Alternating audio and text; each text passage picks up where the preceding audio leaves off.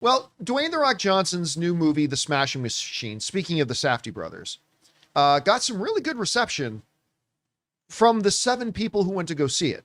The movie is by far the lowest opening weekend of Dwayne Johnson's career. It opened to $6 million.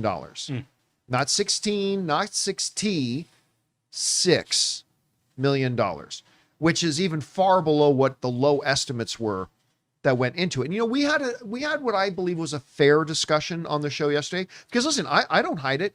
I am a Dwayne "The Rock" Johnson fan. I am unapologetic about it. I think the guy is an incredible entertainer. I think he's got charisma that oozes out of his pores. I have a really good time watching him on screen. I've always been a fan. I will always be a fan. But that said, we had what I think, again, was a pretty fair discussion on the show yesterday about, is this a $6 million opening? Is this a commentary on the marketing campaign? Is it a commentary on the nature of the movie? Or could it be a commentary on where Dwayne is in his career right now? Well, anyway, Dwayne Johnson kind of addressed the box office elephant in the room a little bit in a statement that he put out. And I want us to talk about whether we think what he said is a fair thing to say or not. So this comes to us from the folks over at Variety, who wrote, Dwayne Johnson experienced the worst box office opening of his career with The Smashing Machine, the A24 drama that debuted to a rough 5.9 million domestically. But the actor is taking the bad news in stride. Johnson posted on Instagram that you can't control the box office results and praised director Benny Safdie for changing his life with the film, which cast Johnson as MMA fighter Mark Kerr. The full statement was, from deep in my grateful bones, thank you to everyone who has watched The Smashing Machine, Johnson posted. In our storytelling world, you can't control box office results, but what I realize you can control is your performance and your commitment to completely disappear and go elsewhere, and I will always run to that opportunity. Okay. That's a very classy thing to say. I listen, I'll tell you what, I think that is a great statement. I really do. The part I want to focus in on, though, is that part where he says you can't control the box office, because in today's movie watching world, and not just today's, but I think for a long time it's been this. You know, I've been in many conversations. I'm sure you guys have been in many, many conversations saying, you know, I think X and X is a good actor. Well, if they're so good, why did that movie flop? Right. They can't be in any movie. And Dwayne Johnson comes out and says, you can't control the box office. I mostly agree with him. There are some points that I disagree. And let me cover that right here. The point that I disagree is when you say you can't control the box office. It was like, well, as an actor in the movie, you are part of the marketing. You know, you are part of the strategy and the machine that goes into trying to get people excited for it, whether it's, you know, doing the talk shows or using your own social media.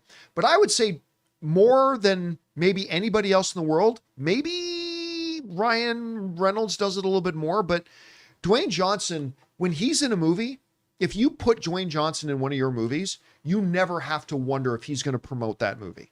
He will go above and beyond, maybe to the point that we get sick of it, but he goes above and beyond trying to promote his own films and all that kind of stuff. So I would say that there is a degree to which they're part of it. But at the same time, Rob, all an actor can do is show up, take the role and the script they're given, and try to give the best performance they can to help make it as good of a product as they can. I would argue that making the best movie you can is the job of the writers, directors, actors. Now, getting people interested to want to run out and go see it, that's a marketing issue. And, you know, you, I think, very wisely pointed out yesterday when we were talking about Smashing Machine, is that one of the things the movie kind of failed to do with their marketing was identify who's this movie for. Is it for MMA fans?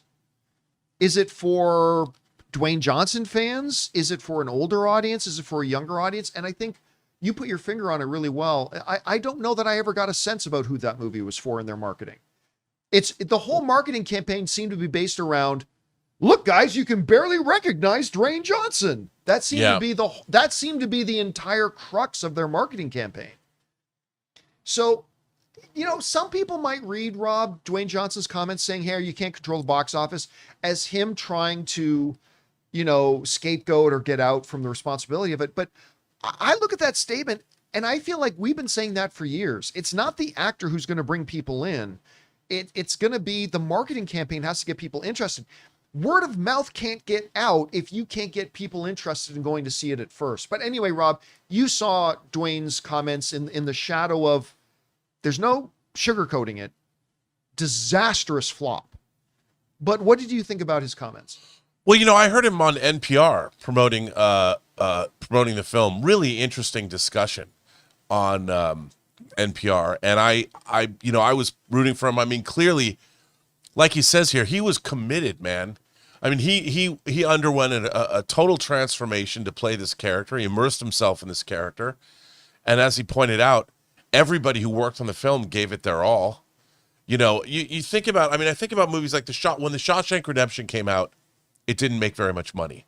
It made like $25 million, which at the time wasn't that much money. And of course, it goes on to becoming one of the most beloved films of all time. I think it's the top 3 greatest film ever made. Yeah, it's one of the greatest movies ever made.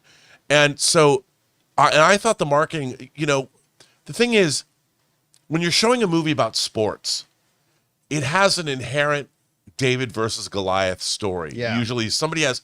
So the fact that he had a relationship, that he had to overcome addiction from painkillers and all the things that Mark Kerr had to deal with, and then he went on and became very successful and changed. There's an inherent story that I feel that they didn't emphasize in the marketing of the film.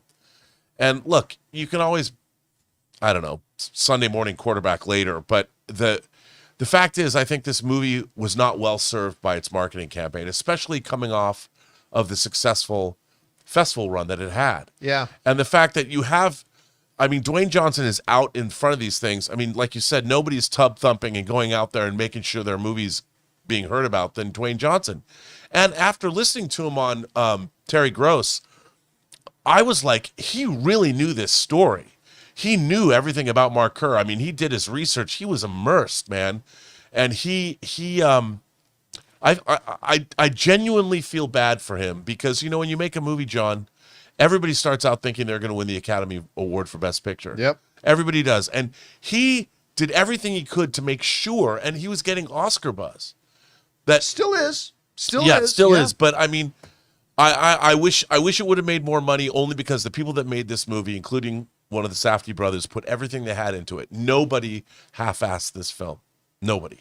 Guys, we want to take a second to thank the sponsor of today's video, Zapier. One of the biggest game changers of the past year has been AI. But let's be real, just talking about AI doesn't actually make your day any more productive. What does make it more productive is finding tools to put AI to work for you. And that's where Zapier comes in. Zapier is the easiest way to take AI and plug it directly into the apps and processes that you're already using every day. No IT bottlenecks, no complexity, just results. For me, it's been about saving time on repetitive stuff so I can focus on the work that matters and I actually enjoy. And it's not just me. Over 3.4 million companies are already using Zapier to streamline everything from sales and marketing to IT and HR. With their AI orchestration platform, you can connect top AI models like ChatGPT or Claude right into the apps you already use. So whether it's automatically enriching leads, coaching your sales team, or even resolving IT tickets, Zapier makes it simple. Guys, join the 3.4 million companies already automating with Zapier and transform how you work with Zapier and AI. Get started for free by visiting zapier.com/Campea. That's ZAPIER.com/Campea. All right, guys, question is for you. Dwayne Johnson says, hey, man, we can't control the box office. Do you think that's him just trying to sidestep responsibility, or do you really agree with him? Whatever you guys think about it, jump down to the comments section below and let us know your thoughts. Hey guys, thanks so much for watching this video. Make sure you like the video, leave a comment, and subscribe to our channel. And don't forget, we have a daily podcast called the John Campea Show podcast, available on Apple Podcasts, Spotify, or your favorite podcasting app of choice. Go and subscribe to it today so it'll be there when you need it.